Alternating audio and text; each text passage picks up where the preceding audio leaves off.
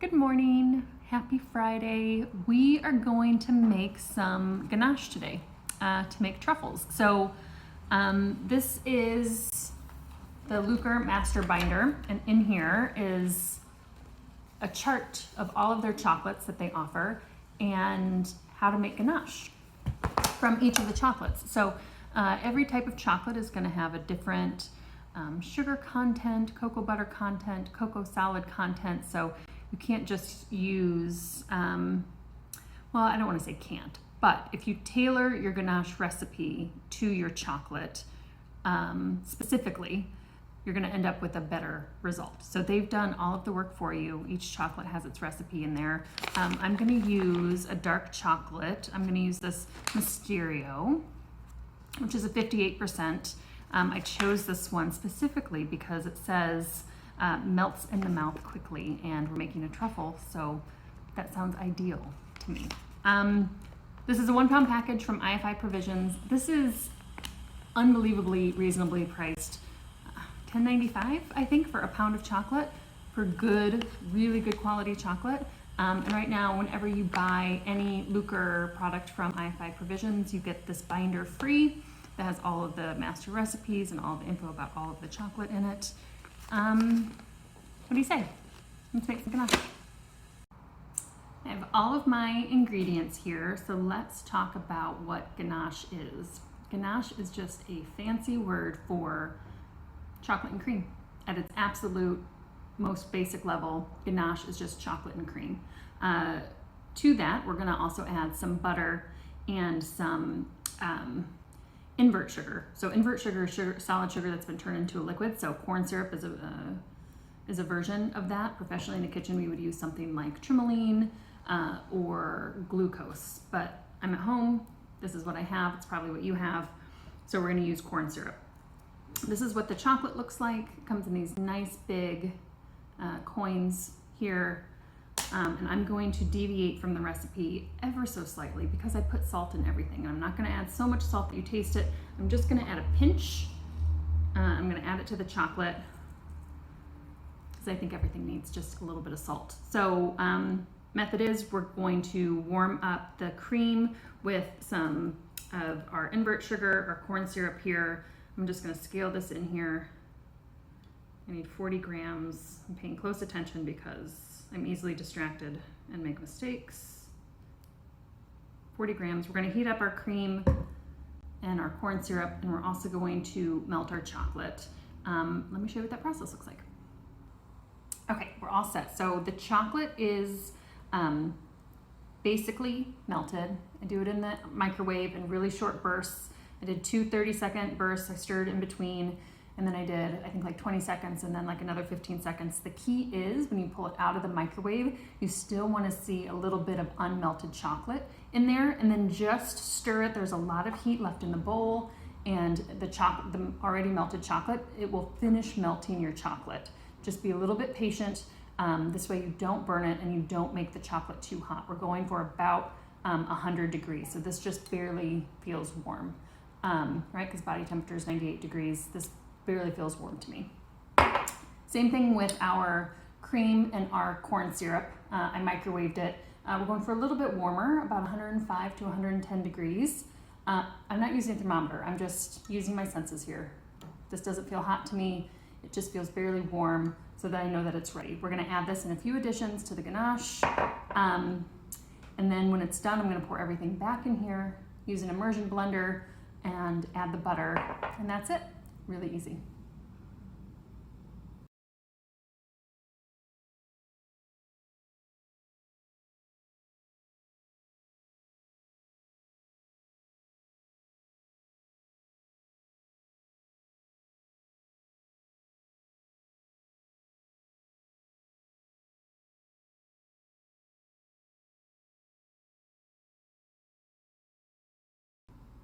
So after the cream is totally mixed in, I poured it back into my liquid measure and used my immersion blender for about 30 seconds to smooth everything out.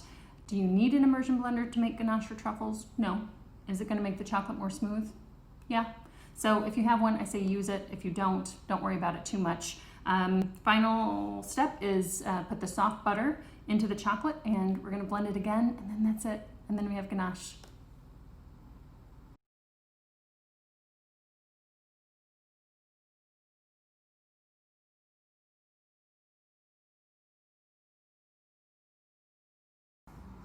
So my ganache is emulsified, and I poured it into a large baking dish because I want the chocolate to be a thin layer when it goes into the fridge so that it'll solidify and crystallize sooner.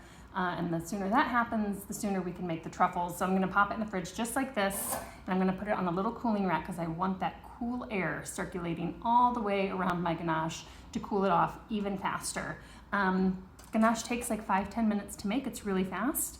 So the hardest part is actually waiting for it to solidify, and it's gonna take a few hours. So sorry, come back in a couple hours, stay tuned, and we'll finish the truffles, okay? See you then. We're back. Our ganache is all set up. Took a couple of hours. I didn't mention this earlier, but before I pop it in the fridge, I put a layer of plastic on top to touch.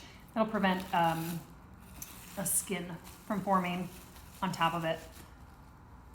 So once it's all set, we're just gonna scoop them. I'm gonna use a portion scoop here.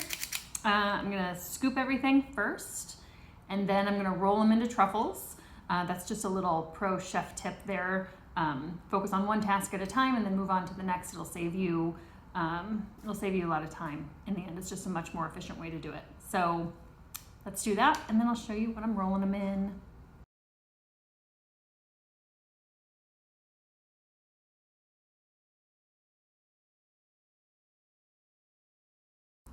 So my truffles are all scooped. I got 30 out of this batch size. Now we're gonna roll them into a nice round ball shape, and that rolling process is gonna warm the chocolate up a little bit, which means when we roll it in our topping, it's gonna stick a little bit better. So I've got two fun things. I've got some rainbow sprinkles, and then I've just got some really fine chocolate here that I tossed with some edible gold brilliant powder. So this is how this goes. No need to be perfect, just a nice round shape. Drop it into the sprinkles, roll it around until it's covered. That's really cute. Now we'll do one in the chocolate. You could do it in cocoa powder, really finely chopped coconut, or a different type of nut. You could dip it in chocolate, tempered chocolate. Oops, I went right back into the sprinkles. I meant to go into the chocolate. That's okay. There's this sprinkle again, and then now we'll do the chocolate. So it just takes a second. So they're meant to look like the truffles, the savory truffles that you find in the ground. So don't make them perfect. Defeats the purpose.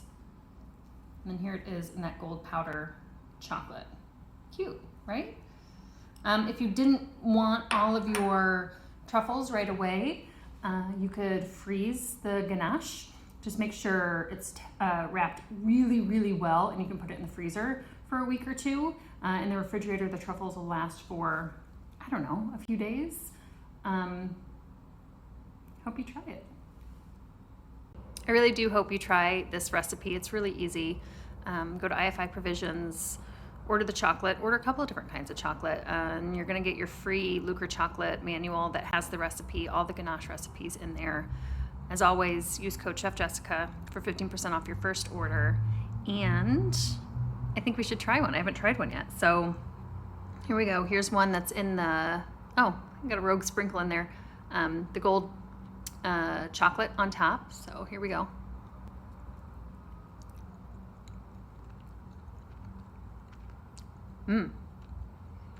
Really good. The texture is phenomenal. It's really soft. These are always best served at room temperature. You're gonna get the best texture and the best flavor. Please try these. If you do, let me know how it goes. All right? Have a great weekend. See you soon. Bye.